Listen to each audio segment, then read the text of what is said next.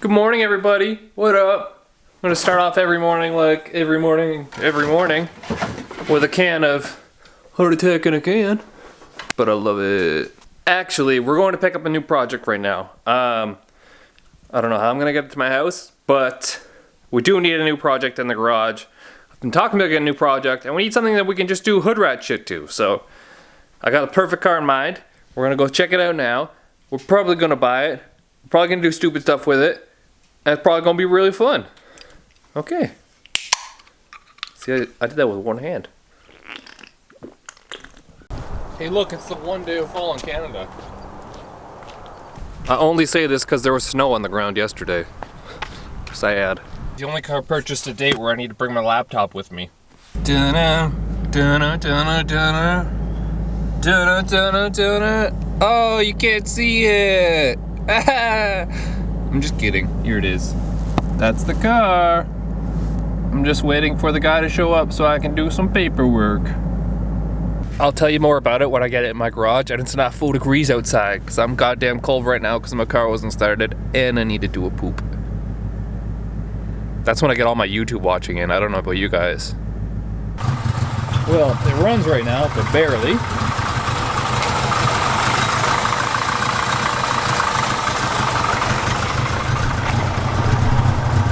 So, it does have Honda in it.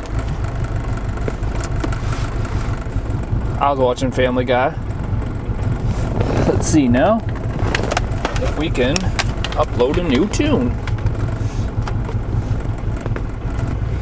Someone had sent me a new tune.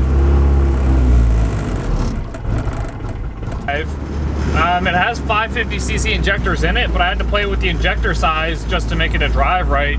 So they're on 350. The ECU thinks it's 350, and now it drives pretty decently as long as I don't.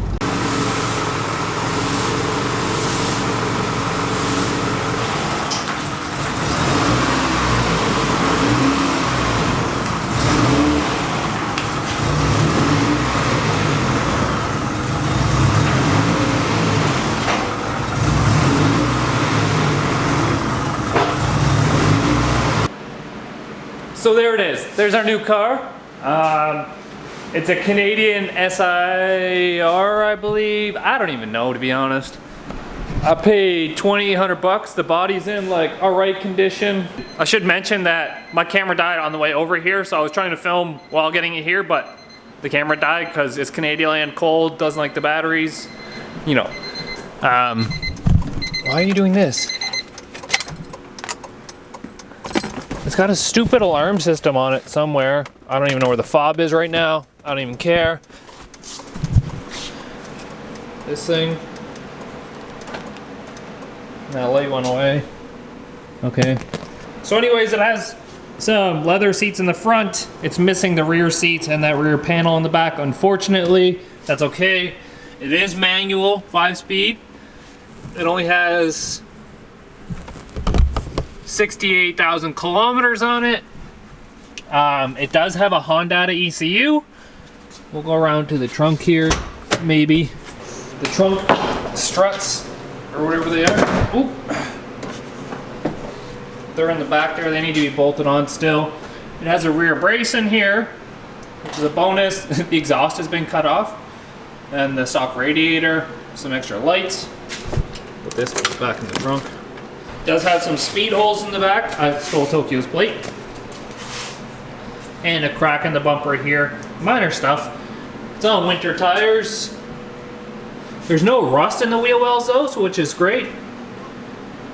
Oh, it might be painted. Well, there might be rust here because it looks like it's rolled actually. Let's get underneath the hood, actually.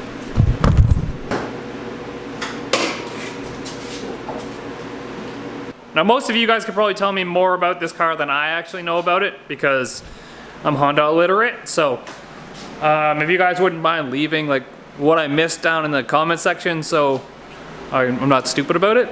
But we'll go over what we can see and what I think it has. It is a B16 whatever. You guys can correct me on that first. It has a header, obviously, and a bigger radiator. Some sort of MSD ignition here. I don't know what this is. Maybe it's just a cover, I guess. It does have an AEM fuel rail with a regulator and a gauge. I don't know if this one's going to be boost reference adjustable or not. We're gonna find out there. As far as I can tell, it has RC injectors in it. I've been told they're 550s. It's got an Elbrock intake manifold on it. It's got taped up holes for some reason. The ignition box is just floppy. The battery was dead when I got to it, so there's probably a drain on the battery somewhere. Yeah, that looks about it. It looks like we got some sort of solid mount over here. Well, not solid, but better mount. One thing I did notice when I was inside was the speedo does not work, which is unfortunate because that's one of the things I would like to work. Obviously no AC hooked up if it's over here. One of the previous owners said it could possibly have bottom end work done to it. I don't have a clue because obviously unless we take the pan off, we're not gonna know. Having no AC and the speedo not working is a good indication that this engine was out of here before and someone just didn't put it back in. It does have a nice little strut bar there too. And amp wiring for some reason. This looks like amp wiring, but oh, look at that. 3-bar map sensor as well from GM. That's probably why I couldn't get it to run right. I forgot to add, it does have the wheel and air fuel gauge that's not hooked up right. I think it's on the narrow band because it's just reading 14.7, 14.8. Water temperature, oil pressure, boost gauge. Yeah, someone must have took the speakers out of this.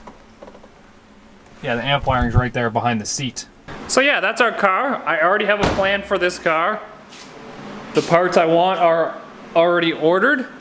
We're gonna have to do some cutting and fabbing, and it's gonna be one of a kind for sure.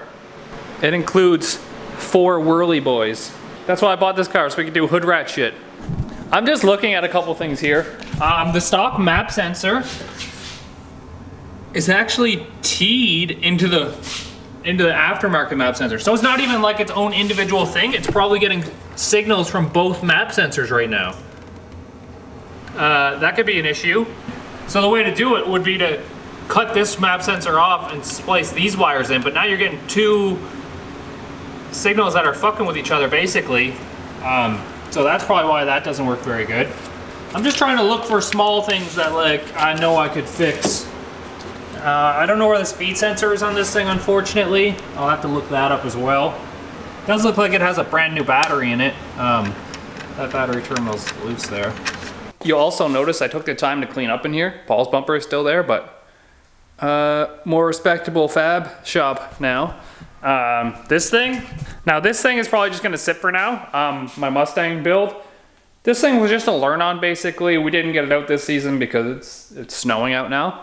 But I think the next thing I want to do with this, because I bought that tubing bender, is cut it off here and then cut it off on the frame rail down at the bottom and make myself a tube front end just for shits and giggles. And then it'll make it lighter in the front, plus it'll give me the experience of bending things and welding like tubing. We will get this out next season for sure. It's just I didn't want to rush it. There was still some wiring work to do. There's no rear end in it. Yeah, it was no point just to rush this and break it. And now this is our newest fun thing, so this is where the build series starts on this. I can confidently tell you that I'm gonna fit 4 turbos in this thing.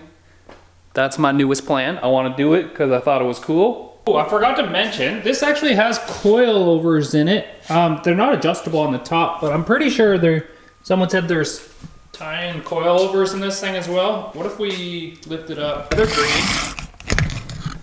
And they're adjustable. Height-wise anyways. Oh look, a mount here. It is leaking some shit back there on the back of the trans. It does have a stock exhaust that's like rubbing on the ground, so that's got to go as well. I see a wideband in the header pipe. There's already a return plug in this pan for a turbo as well. Look, so someone did plan on turboing this car, because there's the return bung. Oh wow, look how dented those are. That doesn't even flow anything.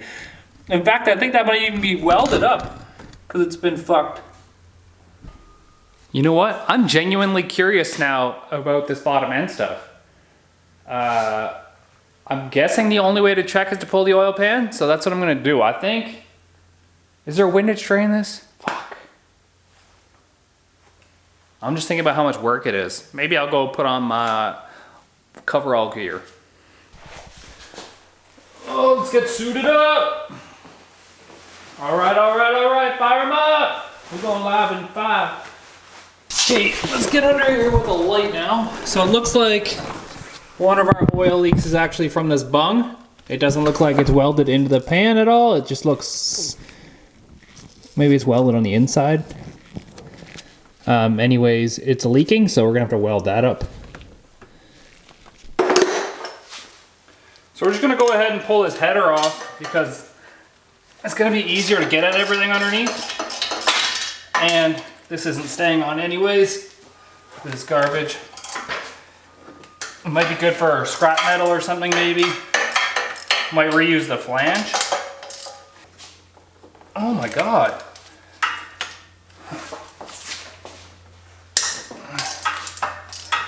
There's probably a torque spec for this, and that isn't it for sure. Back in there. Because there's no radiator on this side. Oh yeah. Well, the stud came out there. Another stud. Well, we know the studs were looser than the nuts anyways.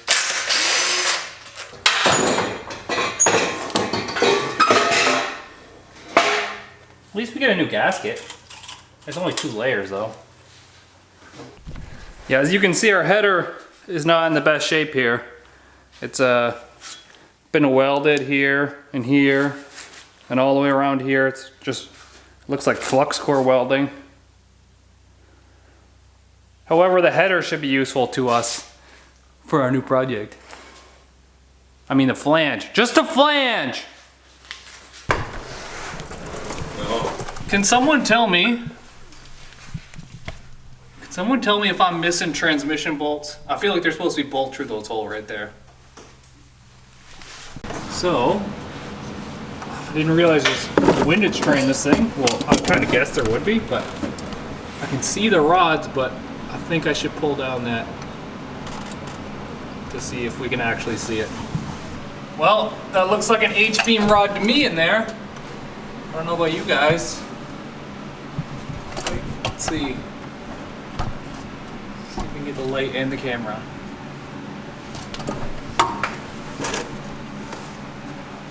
Yep. Looks like an H-beam rod. And I don't know what kind of piston, but it does look like a forged piston as well. And those are ARP rod bolts, so those are definitely aftermarket rods.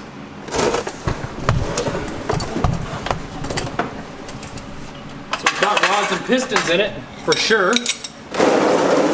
Well, that's an interesting twist. It actually has forged rods and pistons in it, because I've seen the ARP hardware. It's like an I-beam rod in it, and you can see the forged piston up top. So I've never actually had a car with forged pistons and rods in it. This is new to me. We might have bought something a little bit better than we thought. It literally just needs a turbo kit, and it looks like they were ready to put one on if they put the 3-bar map sensor, the wideband, and the bung in the oil pan. So we bought us a pretty good deal. 2,800 bucks Canadian, Maple Leaf money. I don't know what that is in US money. It's probably like 2,000 bucks. But that's the video. Thumbs up. Let's do some crazy shit to this. Peace easy. Get that V.